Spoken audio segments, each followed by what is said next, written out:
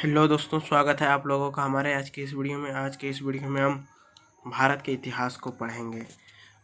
तो चलिए बिना किसी देरी के वीडियो को स्टार्ट करते हैं। उत्तर में हिमालय से लेकर दक्षिण में समुद्र तक फैला यह महाद्वीप भारतवर्ष के नाम से जाना जाता है।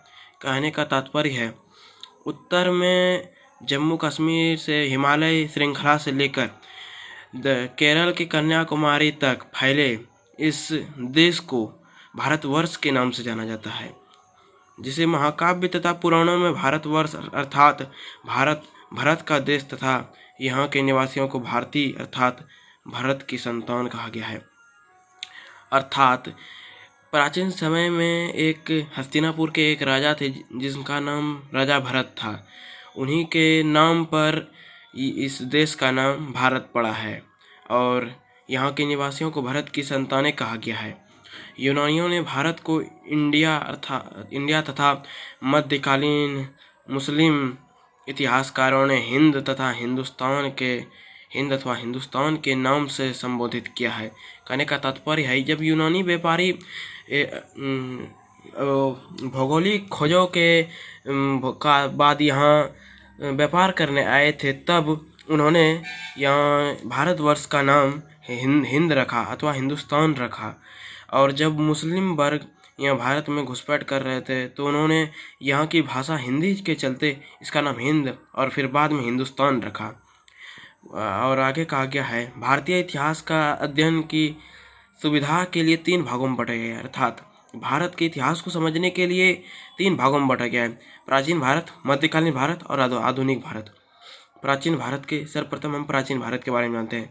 प्राचीन भारत इतिहास के स्रोत।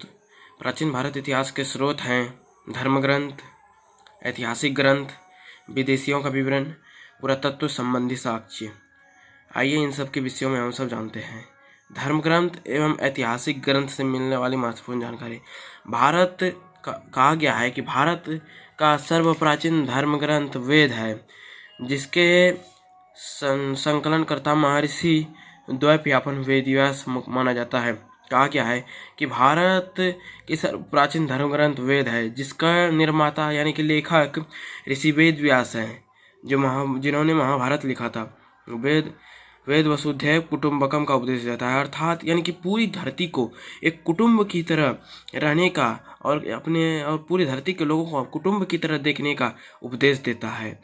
भारतीय परंपरा वेदों की नित्य तथा अपौरुषेय मान्यता है। वेद 4 प्रकार के वेद 4 है: ऋग्वेद, यजुर्वेद, सामवेद तथा एवं अर्थवेद। इन 4 वेदों को संहिता कहा जाता है। इन 4 वेदों को मिलाकर संहिता कहा जाता है। कहा गया है कि भारतीय परंपरा वेदों को नित्य तथा अपौरुषेय मानती है। कहने का तात्पर्य है कि भारत के रहने वाले लोग वेदों में लिखे हुए परंपराओं के आधार पर चलते हैं। सर्वप्रथम वेद 4 प्रकार के हैं। प्रथम है ऋग्वेद। आइए ऋग्वेद के बारे में कुछ महत्वपूर्ण जानकारियाँ जानते हैं। ऋचाओं के क्रमबद्ध ज्ञान के संग्रह को ऋग्वेद कहा जाता है, अर्थात जिसमें हम ऋचाओं के क्रमबद्ध ज्ञान प्राप्त करते हैं उसे ऋग्वेद कहा जाता है। इसमें 10 मंडल हैं, 1028 सूक्त हैं एवं 10,462 ऋचाएँ हैं। इस वेद के ऋचाओं को पढ़ने वाले ऋषि को होत्री कहते हैं। इस वेद से आर्यन के राजनीतिक प्रणाली एवं इतिहास के बारे में जानकारी मिलती है। विश्वामित्र द्वारा रचित ऋग्वेद के 3रे मंडल में सूर्य देवता सावित्री को समर्पित प्रसिद्ध गायत्री मंत्र है। इसके 9वें मंडल में देवता सोम का उल्लेख है। कहा गया है कि विश्वामित्र ऋग्वेद के रचयिता हैं। अर्थात कहने का तात्पर्य है, विश्वामित्र द्वारा रचित ऋग्वेद के 3रे मंडल में यानी कि 3रा मंडल जो ऋषि विश्वामित्र ने रचा है, उसमें सूर्य देवता सावित्री को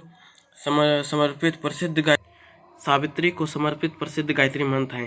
गायत्री मंत्र वही मंत्र है दोस्तों जिसे हम लोग प्रतिदिन सूर्य देवता के सामने नमस्कार करके गाते हैं, ओम भूर्भुवः स्वः, उसे ही कहा जाता है। इसके 9वें मंडल में देवता सोम का उल्लेख है, यानी कि चंद्रदेव का उल्लेख है। 9वें मंडल में सोम देवता के नाम से उन्हीं को जाना जाता है। इसके 8वें मंडल में मंडल की हस्तलिखी ऋचाओं को खील कहा गया है। इसके 8वें मंडल में जो हस्तलिखित यानी हाथ से लिखे जो ऋचाएँ हैं उन्हें खील किया गया है। चातुस्वर्णीय समाज की कल्पना का आदि स्रोत ऋग्वेद के 10वें मंडल में वर्णित पुरुष सूक्त है। चातुस्वर्णीय समाज की कल्पना का अर्थ है दोस्तों कि यहाँ समाज 4 वर्णों में बांटा गया है, ब्राह्मण, क्षत्रिय, वैश्य और शूद्र।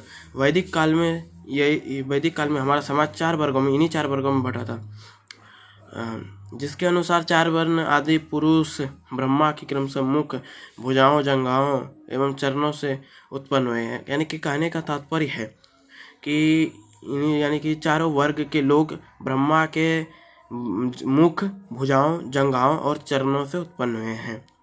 धर्मसूत्र 4 प्रमुख जातियों की स्थिति, व्यवसाय, दायित्वों, कर्तव्यों तथा विशेषाधिकारियों को स्पष्ट विभेद करता है। यानी कि कहने का तात्पर्य है, ये जो हमारा धर्मसूत्र है ये चारों वर्गों के लोगों को कार्य, उनके रहन सहन के तरीकों को हमें जानने में सहायता करती है। धन्यवाद दोस्तों, अगले वीडियो में फिर मिलेंगे।